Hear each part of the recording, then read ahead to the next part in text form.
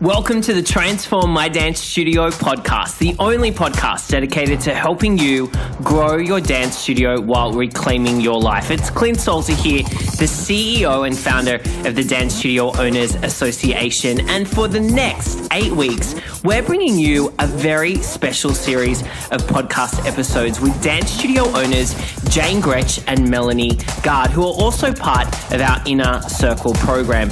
Over these next 8 episodes, Jane and Mel will be sharing their own challenges, successes, experiences, and advice as dance studio owners. Welcome to this very special podcast event, At The Barre with Jane and Mel. I hope you enjoy it. Hello and welcome back to The Barre. It's Miss Jane and Miss Mel. We are back for our second season of At The Barre, which is a podcast by studio owners for studio owners, and we are very excited to be back chatting with you. Hello to you, Miss Mel. Hi, Jane. I'm so excited to be back. I know we keep saying that, but I really did miss our weekly catch-up sessions, so I'm so happy to get up this morning and think, yay. I know, a little bit like therapy, chatting to my friend once a week. I missed it too, although you and I have both come off school holidays, so I can't imagine what those chats would have been like. Loud would have been my guess. We've both got a couple of kids at home during school holidays. Yes. So, yes, it's been a little bit of a break, and we are very honoured and humbled to be asked back for our second season. If you didn't get to hear any of our first season, well, shame on you. Go back and have a listen. Lots of good fun. Mel and I don't proclaim to be experts particularly. We don't think that we've got everything nailed. We're both lovers of learning, but we're also lovers of sharing. We've got a studio each. Mel's is in Melbourne and mine's in Adelaide in Australia. Very similar in the way we run our studios, but obviously different as well. And we just like chatting about what's happening and what we're thinking about, basically. Would you have anything to add to that, Mel, or have I pretty well covered it? Just on that point, though, too, Jane, you know, that idea of us being not necessarily experts, but just love sharing and learning. There are a couple of things that happened to me during the time that we were recording the podcast, and I would go back and listen to our own advice because I'd be in a bit of turmoil or, you know, experiencing some stress, and I thought, might go back and listen to what we said there. Good. So I think that's important to say, though, too. You know, we do both have those ups and downs. Oh, yeah. And that's really what we wanted to just share is that, you know, even though we might provide some advice, sometimes we need to listen to our own advice as well. And as you know, I do a lot of writing for a number of different outlets and my own blog, not so much because I'm writing for other people, but I find the same thing, that my best writing, sometimes I'm writing to a brief, you know, I get a subject and I write to a brief, but other times I'm really writing from my heart and I go back and it's so useful to me. I think, oh, there's some really good ideas there. And often I write what I need to read. And I think that's what happened with us last season too, because we get to pick our subjects. We're very lucky like that.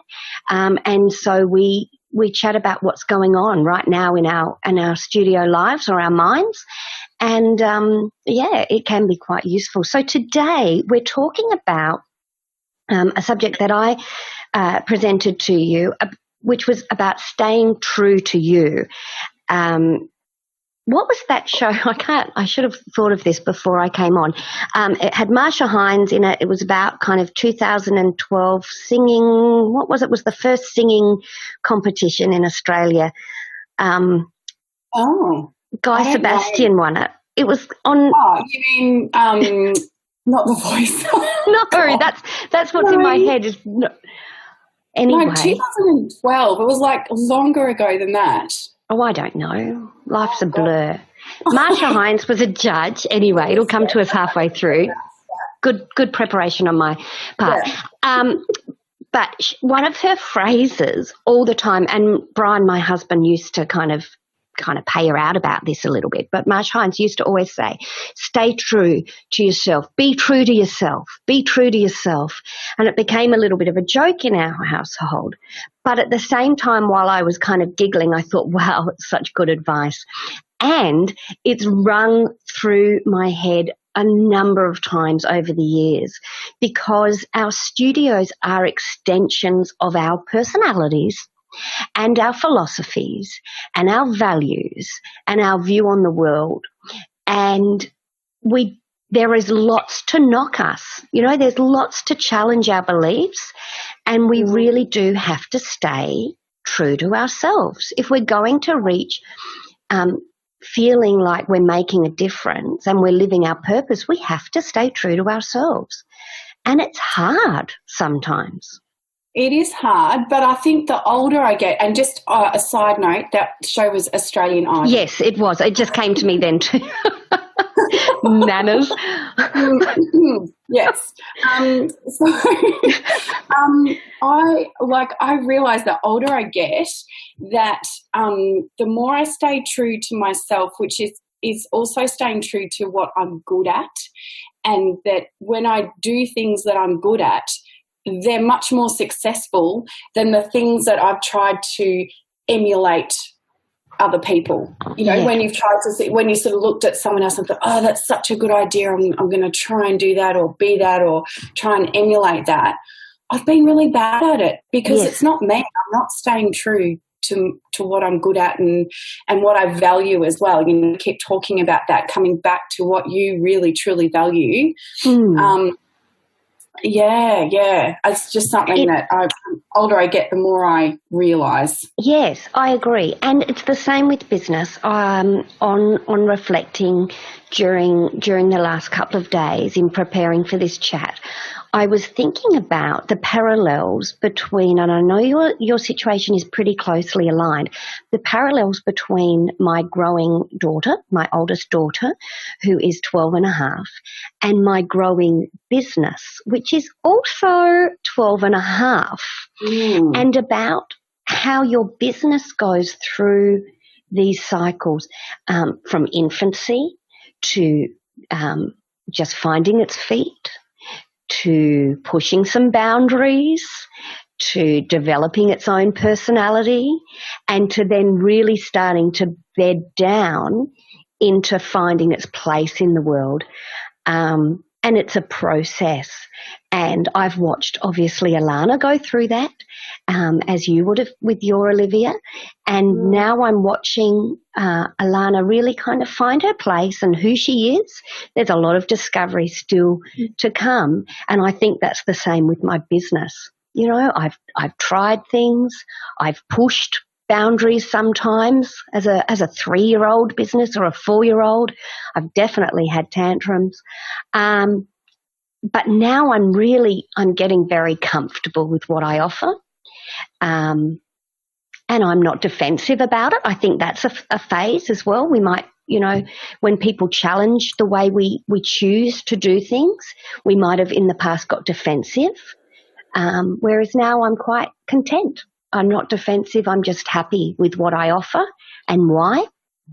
And it's messy, isn't it? Like, that's such a good analogy, because growing up is messy and having a business is messy. And I think that's a great analogy, Jane, because often I think what we see, in some of the groups that we're part of, particularly on Facebook, people, that are perhaps at the 3-year-old stage comparing themselves with someone that's at the 15-year-old stage.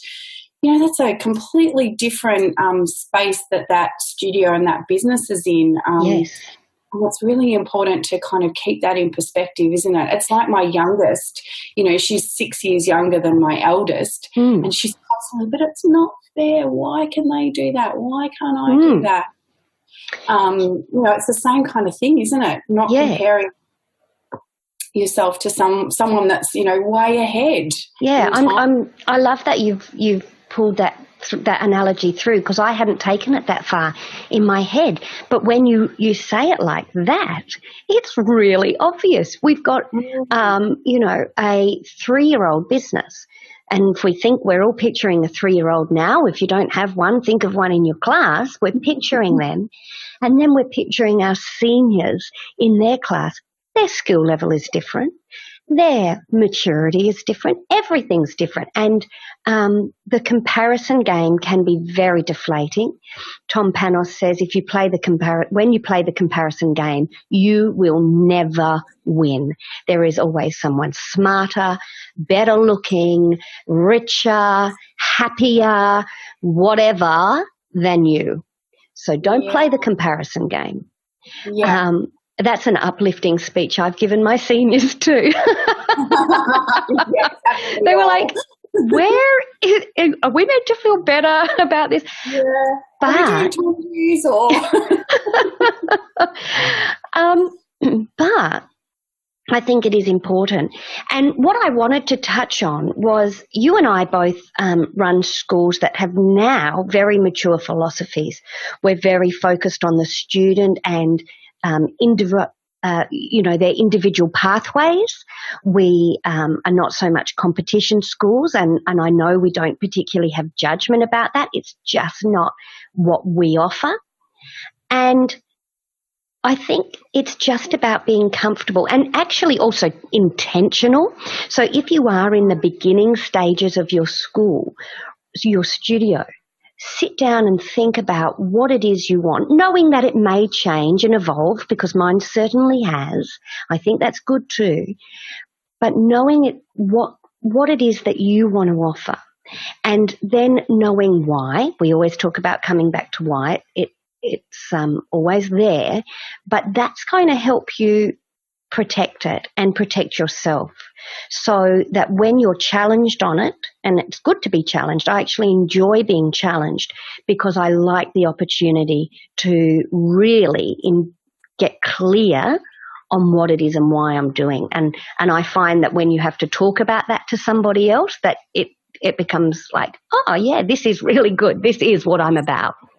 Yeah.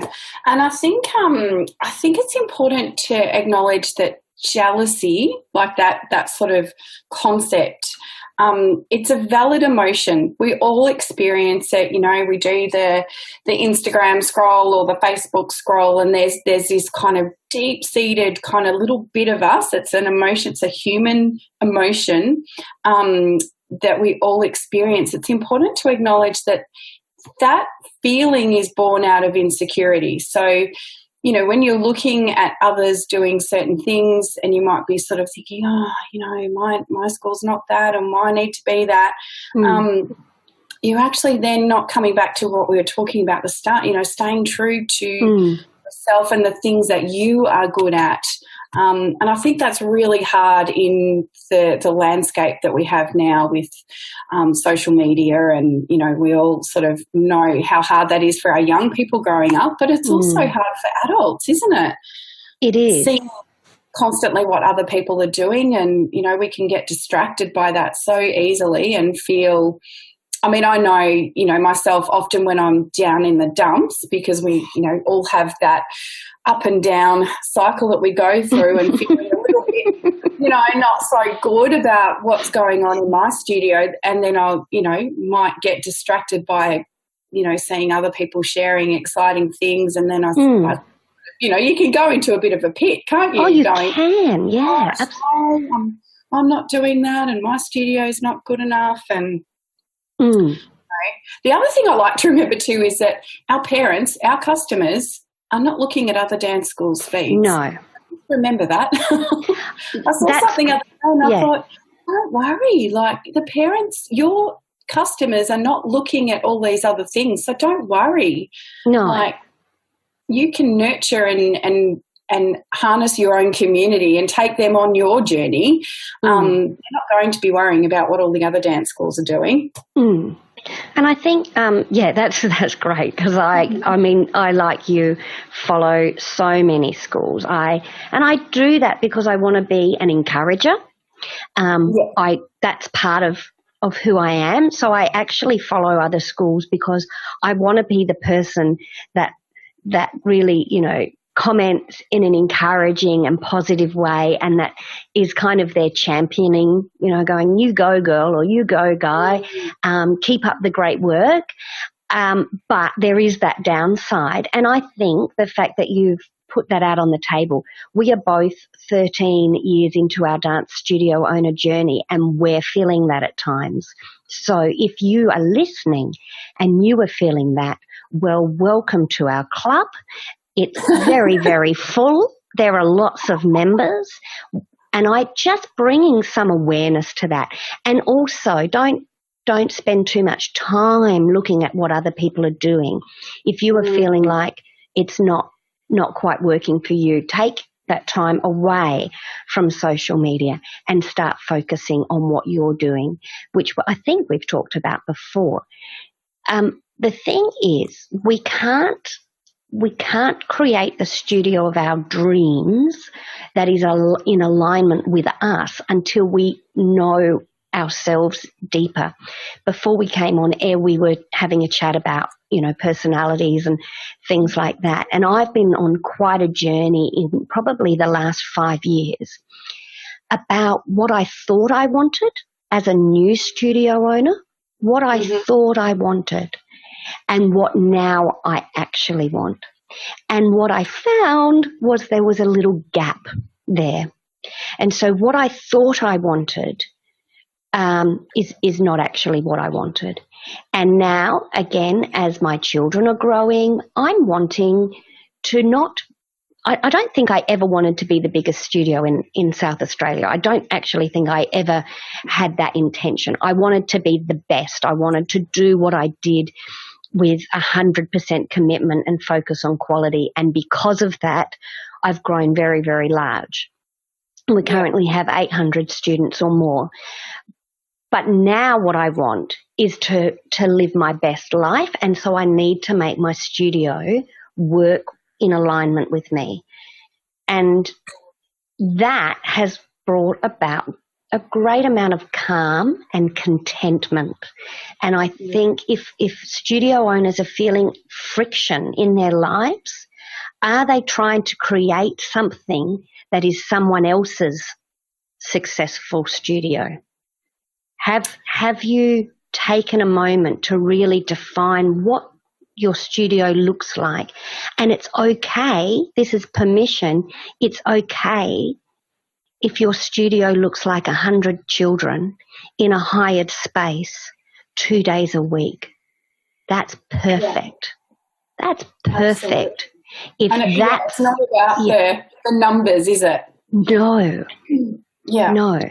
Because if that's what's serving you at this time, and that's what's bringing you contentment, then get off social media where you're looking at someone in a 6-studio facility. That's not going to serve you. That's where Tom Panos... I wish I could go back in time. Oh, my gosh, me too, and I think this is why there is a little bit of wisdom in what we're saying. And so I don't know how helpful this conversation is, because I actually do think people do need to unpack this themselves. Yeah. But maybe just having a heads up might be helpful. Yeah, absolutely. Like, that's what I'm thinking. As you're saying all of this, I'm like, if I could just transport you back to whisper this in my ear, maybe, 6, 7, 8 years ago, it would have been really helpful. I'll share a little bit of my experience with my studio, and because I learnt this the really hard way. I took over a studio that had, it was established in 1961. So whatever that is, that's almost 60 years old, isn't it? It's like been around forever. And the teacher that had the studio, very, very well-respected ballet teacher, and she's a beautiful lady, still teaches for us at the studio. But when I took over the studio, I felt this immense sense of needing to honour the tradition and honour what had been before me. And I do still try and do that. I'm very respectful of what's been before me. But I realised a few years in that I wasn't living my truth. I wasn't running the studio the way that I really felt reflected me, and that was a bit of a journey and a process for me.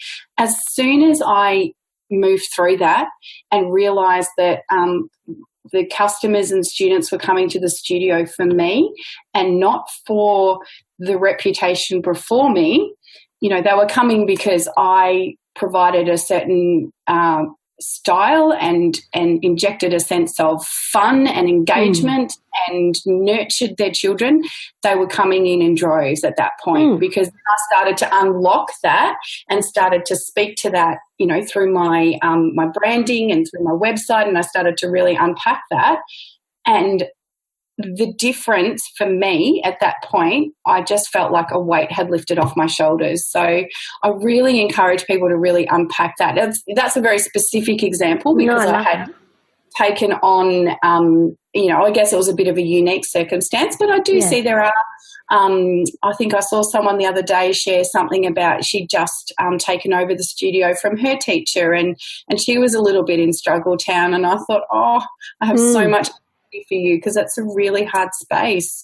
But what that taught me was that living my truth and living my best self through my business flourished as a result. Yes. Because, and you know. And how, I mean, you personally probably would have also flourished because of that.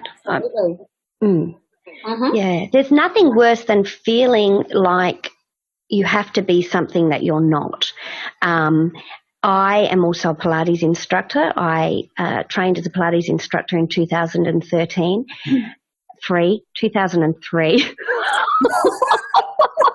I think that's the same with Idol, Jane. It was like 2003.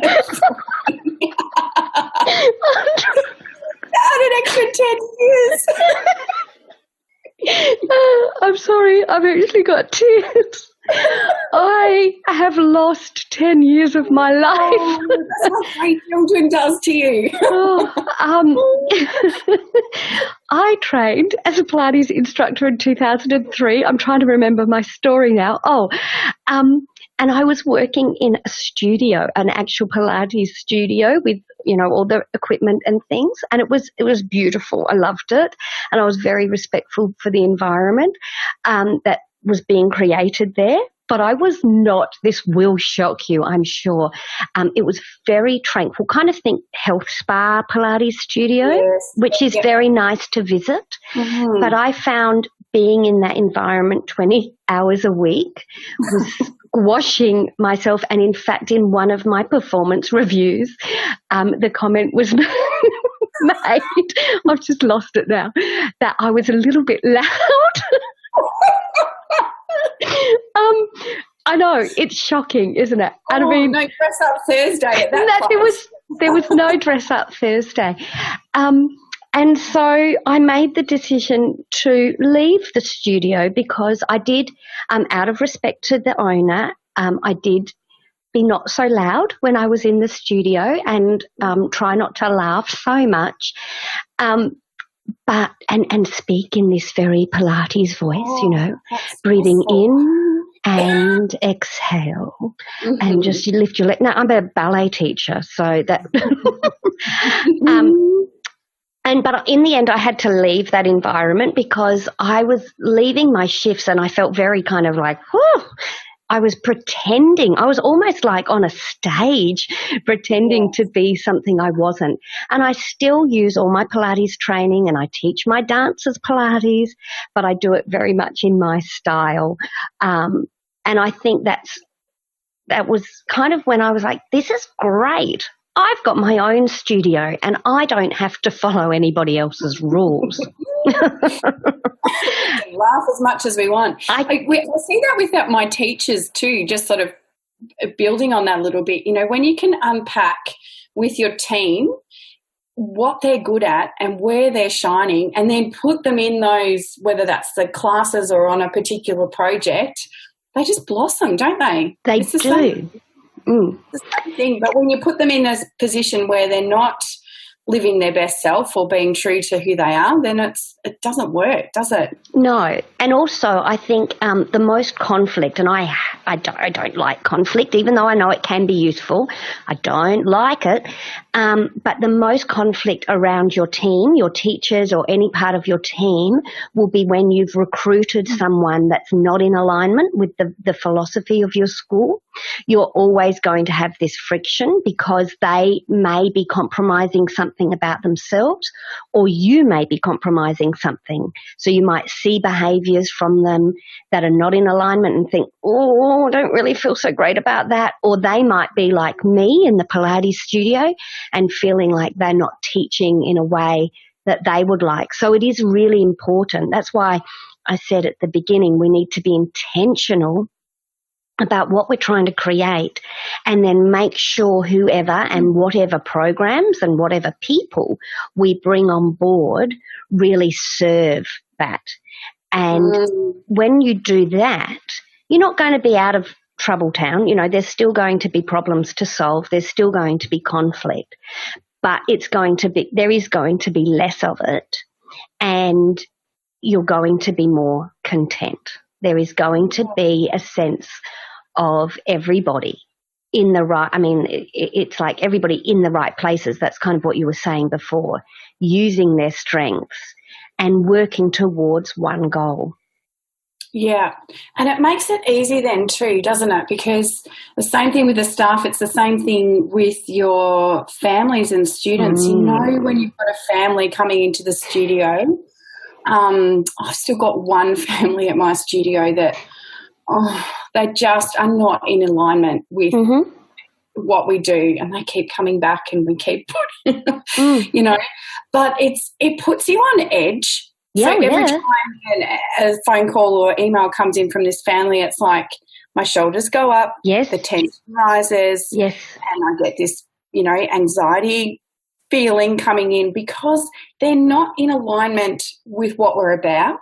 No. Whereas, you know, when you walk into the studio, like I had the best night last night. I just walked into the studio and taught the classes I love. The students have grown up with me. We are all just in our happy place.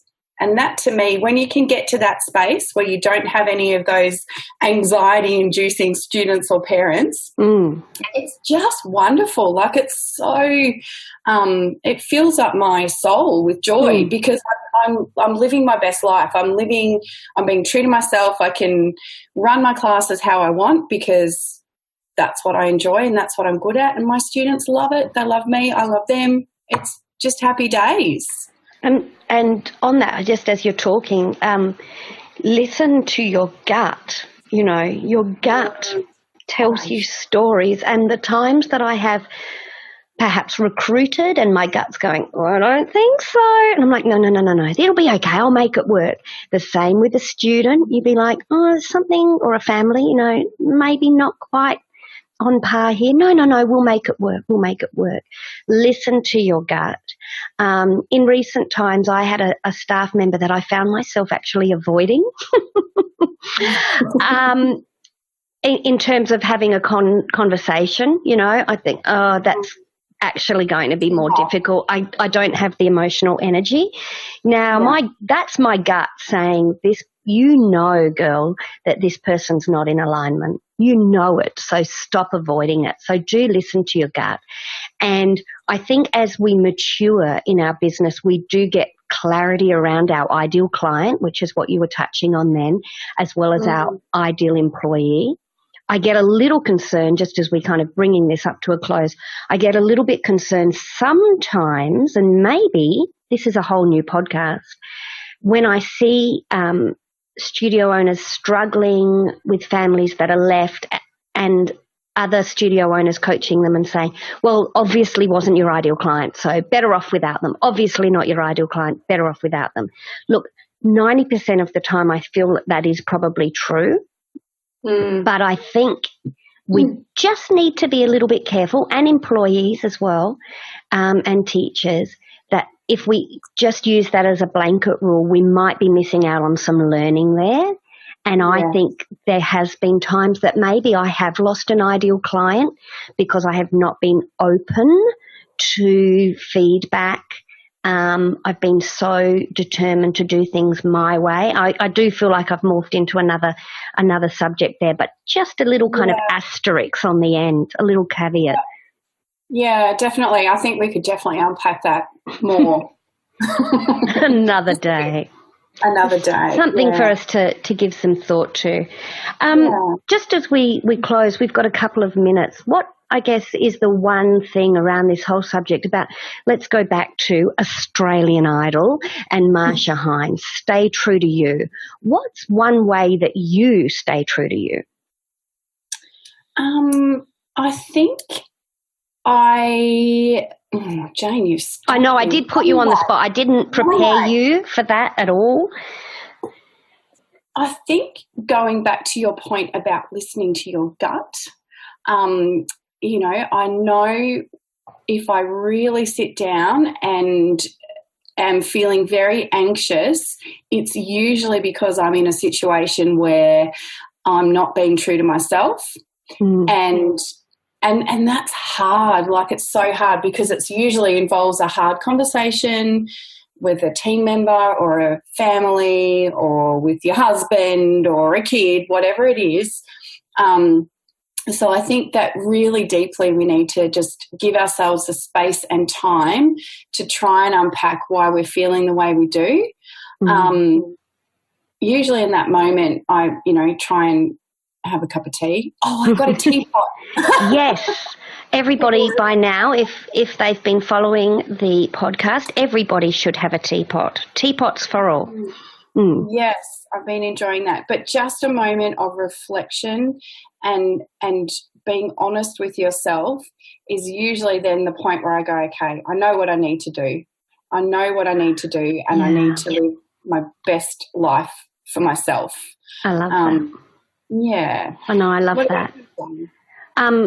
Yeah, I don't know. I love, because I'm just sitting here, I've been not really thinking about my answer, but listening to yours and really resonating with it. And we have to lead ourselves. We do have to be in alignment with ourselves, because if we're not, we can't expect the world to be, so I'm maybe going to take yours and take it a little bit further in that idea of reflection. And that's a practice that I used to see my dad, who I talk about all the time, he's my hero. I used to see my dad take moments of quiet reflection. And none of what my dad has demonstrated to me has ever been preached. It's always just been through living by example.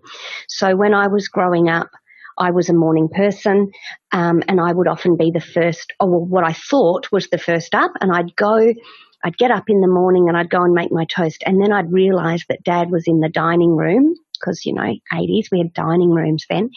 He was in the dining room with a coffee, or, it probably was a coffee, and with a book, and he'd do some quiet reading, and I worked out about 20 years later that was his time of reflection, and how important that has become now in my life. And when I'm feeling conflicted, that I need to just take a step back and go, all right, what is it about this situation that's not quite right? And that time of reflection, I wish I could do more. I'm actually, as a mother of 3, pretty so bound. True. I can't, I see, I'm jealous. I'm going to put it out there. I'm jealous of perhaps some entrepreneurs who are kind of just living their dream in a single life. And they say, I go off. I'm thinking of Jack Delosa at the moment, who runs the Entourage here in Australia. And he put up that he goes away for 3 weeks. And I'm like, stuff you. And I know deep down I could make that happen too, but to be honest, I'd hate every minute of it. I'd miss my babies so much. Right. And they're growing so quickly. We know we're in that space where another 10 years, Jane. And I can go to my log cabin for 3 weeks. And, so it's just about making it work for you at the time. And it might be, I grabbed a 20-minute walk on Monday. I just found myself had this little snatch of time and that was perfect. So you do you. Maybe that's the way to end. You do you and know that it's going to keep changing as your business is. You are going to grow and mature. Your business is going to grow and mature. If you're in that 3-year-old stage, don't go comparing yourself with somebody who's been in the game for 15, 20, 30 years. Yeah. Absolutely. And, I reckon that's it. Yeah. Good way to end. Perfect. Great way to be back. Loved every minute as per usual. I hope there's been some thought-provoking little moments there. Again, like when I started the conversation today, we're not suggesting we've got answers, but sometimes we might be asking the right questions to lead you to your own answers. So I hope we've asked some questions or even just got your mind going in a way that it wasn't before. Mine certainly is. I think I'm going to carry this throughout the rest of the day. Yeah, absolutely. Me too. It's been great, Jane. I've loved every minute. Perfect. Well, we will be back next week for some more time at the bar, Miss Mel. See you then, Jane. See you then. Bye for now. We hope you enjoyed this episode of our exclusive series At The Bar, powered by the Transform My Dance Studio podcast. For more training, resources and support specifically for dance studio owners who are wanting to grow their business while reclaiming their life, we'd love you to join us in the Dance Studio Owners Association. For all the information, go to dsoa.com. Take care and we'll see you next week.